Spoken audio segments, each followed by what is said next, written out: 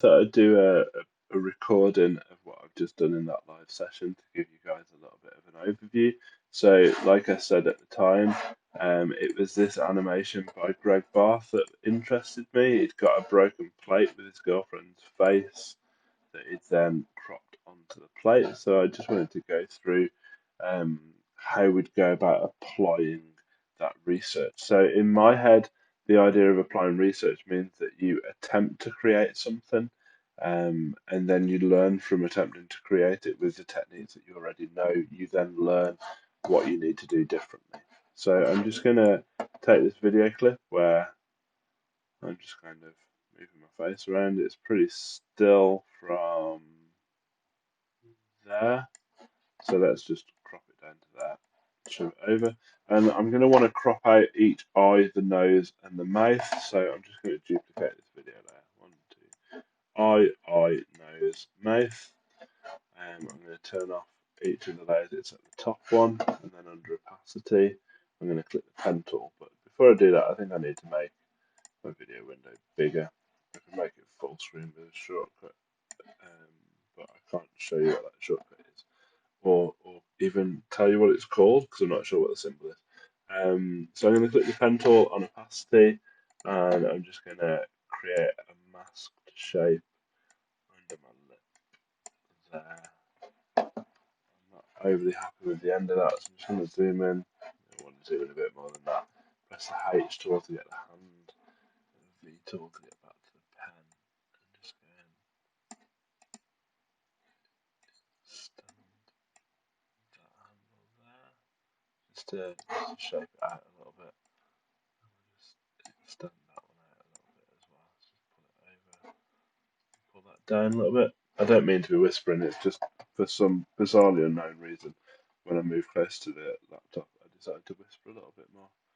Okay, so that's the mouth done. Now let's turn on this layer here, which is the next layer down. Let's go and crop out one of the eyes. So we get the pen tool. I'm just going to click a series of points around the eye. And again, we could go back and tidy that up. That's something that I'll let you guys do with your version. Let's turn on this layer here. Let's get the pen tool on that one. Let's take out the other eye. And then let's take on the next layer down. Let's turn that on, and we'll take the nose out.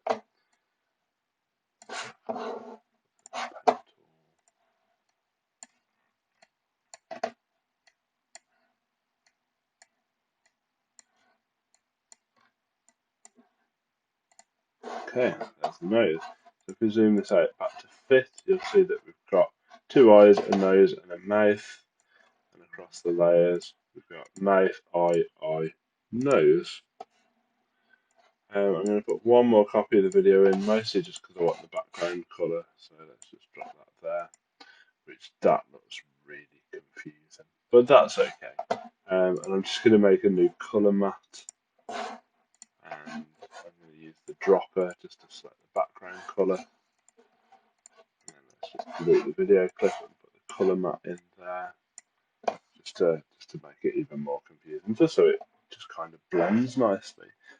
What we can do then is we can click on motion here, and we can drag certain parts of the face around. We can rotate them, we can scale them, reposition them, so on and so forth. However, what we really need to do is we need to start applying this to the plate. So let's put the plate image into there. We're going to want to scale the plate back because it's a large image. There we go. And I'm going to put the mouth on this section of plate here. I'm going to put one of the eyes over here, maybe the other eye there. Might put one of the eyes down there, to be honest. I need to, whatever happens, I need to remove the white. So I could use Ultra Key and spend a long time going through that, but that's a good way of applying your research further, to go, because I know, for example, that the color key here, when I go and click on the white and I start to tweak the tolerance, I know that it's not that great, and I know that Ultra Key would be a better effect for it. So therefore, And let me show you why it's not that great. If I change the colour map to orange, you can see where it's spilled through here and all the way over there. I'm just going to undo that. So then within my research, I could then go back and go, right, I need to go and investigate colour keying a little bit better. And then you'd find that the ultra key is a better effect. And then you'd evidence within your development then how you're following the tutorials on colour keying. Either way, let's go back to this. So I'm going to scale the mouth up. I'm going to rotate it. I'm going to try and position it a little bit better. I'm going to rotate it around a bit more to fit that shape of the plate. Make it a bit bigger, move it. You can see again where it's spilling over at the top when it moves into that place. And let's take this layer here and let's move it. So that's the eye. I'm going to put that eye down there, I think. Let's just scale that one up a bit. And let's take this layer here. Motion tool. That's another eye. I'm going to make that really big over this whole area, I think, this time. So let's scale it up. Put the eye roughly in the right place. And then let's get the other layer, which is the nose. Due to the shape of the nose, it's going to fit over that bit of plate there. So let's rotate that round. And then let's scale that up. Reposition it accordingly.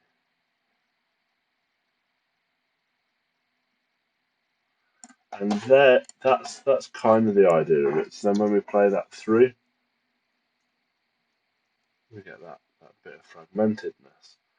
However, by doing that, what I've now learned from doing this is if I wanted to do this in the way that Greg Barth did it, we see within the Greg video that a mop sweeps all these pieces of plate over.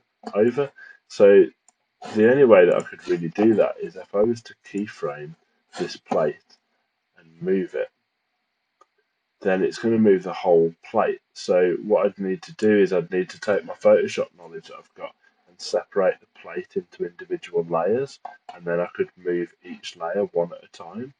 And then if I recorded a mop sweeping across a floor, I could then mask out the areas of my own video to make it look like the mop was pushing it over.